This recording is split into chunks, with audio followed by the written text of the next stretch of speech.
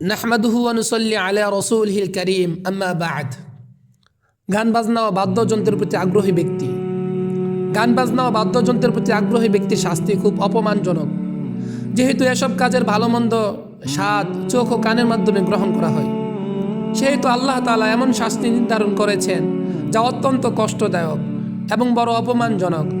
অবৈধ ক্রীড়া কৌতুক, টিভি, সিনেমা, পেপার ও রাস্তাঘাটে অশ্লীল ছবি প্রদর্শন হারাম। অশ্লীল ক্যাসেট, বই পুস্তক ক্রয় বিক্রয় করা হারাম। অশ্লীল কবিতা, উপন্যাস এবং বাতিলপন্থীদের পুস্তক পাঠ করাও হারাম। বর্তমানে অধিকাংশ যুবক যুবতী অশ্লীল ক্যাসেট, বই, গান বাজনা, উপন্যাস, পেশাদার অপরাধীদের কাহিনী অথবা অশ্লীল কবিতা পাঠে অভ্যস্ত। এইসবের শাস্তি উল্লেখ করে আল্লাহ তাআলা সূরা লুকমানের 6 নং আয়াতে বলেন, ওয়ামিনান নাসি মাইয়াশতারি লাহওয়াল হাদিসি লিয়ুদিল্লা আন সাবিলিল্লাহ বিগাইরি ইলমিন ওয়া ইয়াত্তাখিযাহা হুজুয়া উলাইকা লাহুম আযাবুম মুহিন। এক শ্রেণীর লোক আছে যারা মানুষকে আল্লাহর পথ থেকে ভ্রান্ত করার উদ্দেশ্যে অন্ধভাবে গান বাজনা ও বাদ্যযন্ত্র সংগ্রহ করে এবং তা নিয়ে ঠাট্টা বিদ্রূপ করে। এদের জন্য রয়েছে অবমাননাকর শাস্তি। আর দুঃখের বিষয় হলো, বর্তমান মুসলিম সমাজে মুশরিকদের সংস্কৃতি চালু রয়েছে, আর তা হচ্ছে গায়ে হলুদ, গান বাজনা ইত্যাদি।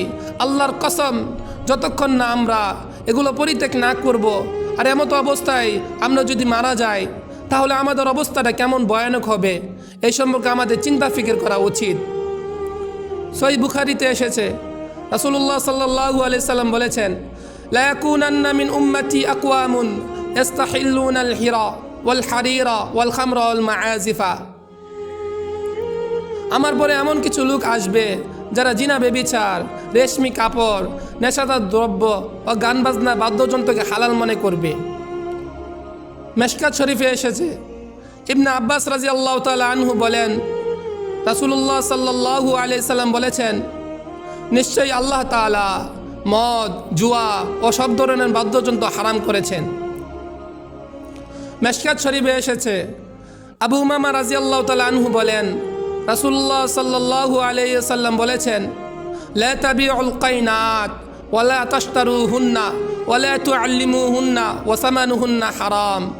তোমরা গায়িকা, নর্তকীদের বিক্রয় করো না, তাদের ক্রয় করো না, তাদের গান বাজনা ও বাদ্যযন্ত্র শিখিয়ে দিও না, তাদের উপার্জন হারাম।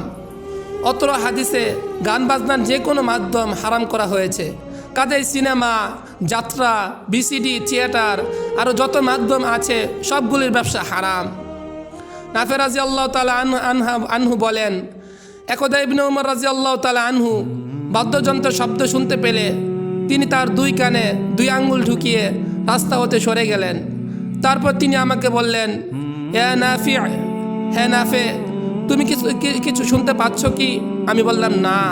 তিনি তার 2 আঙ্গুল 2 কান হতে বের করে বললেন, আমি একদা রাসূলুল্লাহ সাল্লাল্লাহু আলাইহি সাল্লামের সাথে ছিলাম।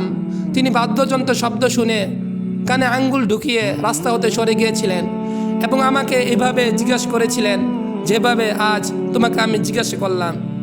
অত্র হাদিস থেকে বোঝা যাচ্ছে গান বাজনা ও বাদ্যযন্ত্রের শব্দ যেন না আসে, তার জন্য যথাসাধ্য চেষ্টা করতে হবে।